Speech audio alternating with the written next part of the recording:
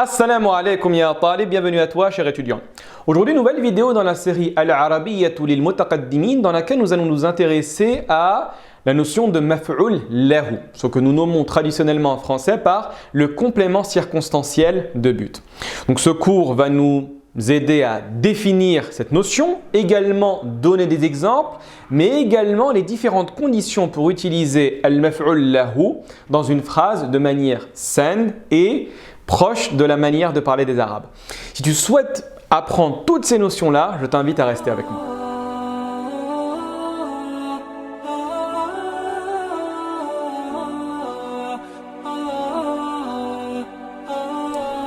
Commençons tout d'abord avec la présentation du cours d'aujourd'hui. إذا نبدأ بالتعريف واختلاف الأسماء بمعنى ما معنى المفعول له وما هي الأسماء التي أطلقها العلماء على هذا المعنى. La deuxième des choses ما هي شروط المفعول له وأخيرا ندرس بعض الأمثلة. Donc on va étudier certains exemples pour pouvoir voir la manifestation du maf'ul lahu dans une phrase simple en langue arabe. Commençons tout d'abord par la définition et également les différents noms qui vont être attribués à cette notion grammaticale. إذن التعريف واختلاف الأسماء. انظروا يقول النحاة, donc les grammairiens définissent le terme de maf'ul lahu par هو مصدر قلبي منصوب يذكر علة لحدث شاركه في الزمان والفاعل. Qu'est-ce que cela signifie de manière générale? Que c'est un masdar. Souvenez-vous, vous avez étudié dans une série précédente la notion de masdar avec les différents shem, avec les différents awzen que nous retrouvons en langue arabe. Donc c'est un masdar, masdarun qalbi. Vous allez voir par la suite, on va expliquer ça de manière profonde. Mansoub. Puisqu'on dit mansoub, partez du principe que dans l'écrasante majorité des cas que nous allons voir, il sera mansoub, c'est-à-dire bil fatha wa nakira. Mansoub bil fatha wa nakira. D'accord? Yudhkaru illatan li hadathin sharakahu fi zamani wal fa'il. Et là, c'est fondamental ce qui va être mentionné en face de vous. Le maf'ul lahu va être un mot qui va donner une indication du pourquoi, qui va donner l'explication de la réalisation de l'action. D'accord? C'est la raison pour laquelle en français on le traduit par le complément circonstanciel de but. C'est le mot qui va répondre à la question mais pourquoi tu agi de cette manière-là?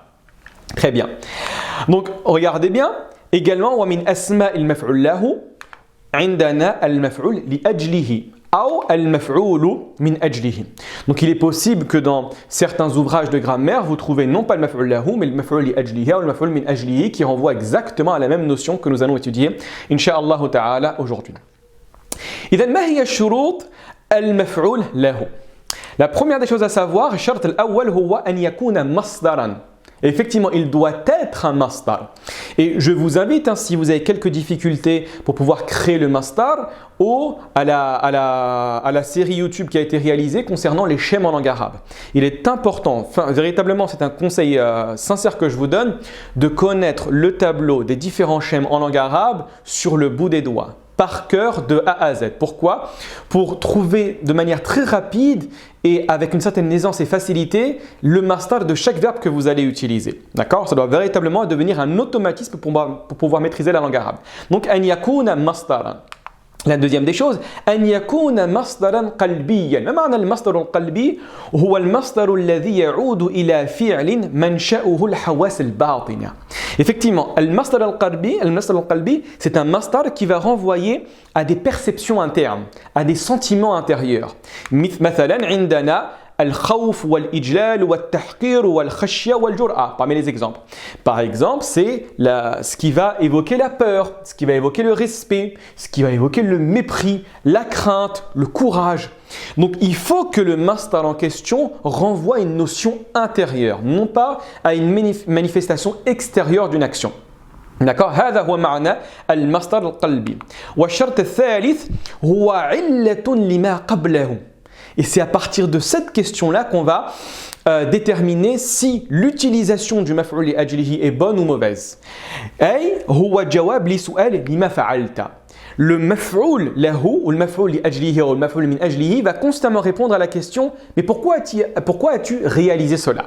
Et pour pouvoir bien comprendre ces trois conditions, laissez-moi vous donner quelques exemples. Regardez bien dans les phrases qui sont en face de vous. Vous avez قام الطالب احتراما للمعلم. Donc عندنا الجملة بسيطة جملة فعلية فعل وفاعل قام الطالب. Donc l'élève s'est levé. Pourquoi il s'est levé? احتراما للمعلم. Par respect pour le professeur. Donc on voit ici que c'est un masdar. Le masdar du verbe ihtarama yahtarimu. Ihtiraman. Très bien. On voit que c'est un masdar qalbi. Donc ça renvoie à une notion interne, la notion de respect.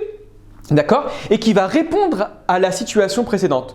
Pourquoi l'élève, pourquoi l'étudiant s'est-il levé? Ihtiraman lil muallim, par respect pour le professeur. Regardez la deuxième phrase. Hajara as-sahabatu hubban lillah. Pareil, hein? Hajara as-sahabatu, donc les compagnons ont réalisé la hijra, ont émigré. Pourquoi? Hubban lillahi, par amour pour Dieu. D'accord? Hubban, masdarun qalbi, c'est le masdar, hein, ism al-masdar pour être précis ici du verbe ahabba yuhibbu. Très bien, qui renvoie à une notion interne. Al-hub, c'est une relation, c'est lié au cœur, hein, bien évidemment. Hubban lillah. Pourquoi les compagnons ont-ils émigré? Hubban lillah, par amour pour Dieu. Très bien. Regardez la dernier exemple, donc extrêmement connu. Hein. Shariba Romeo as-sum. Limadha shariba Romeo as-sum? Pourquoi Roméo a bu le poison? Huznan ala Juliette. D'accord? Par tristesse pour Juliette. Donc on voit ici que le huzn, c'est un masdar de hazina yahzanu huznan, la tristesse. On voit que ça renvoie à une notion interne, masdarun qalbi, mais qu'également c'est la réponse à shurb Romeo as-sum. Pourquoi Roméo a bu le poison? Par tristesse pour Juliette. Voilà, Allah yibarak fikum pour votre présence, en espérant que ce cours a été clair. Barakallahu fikum, wassalamu alaikum wa rahmatullahi wa barakatuh.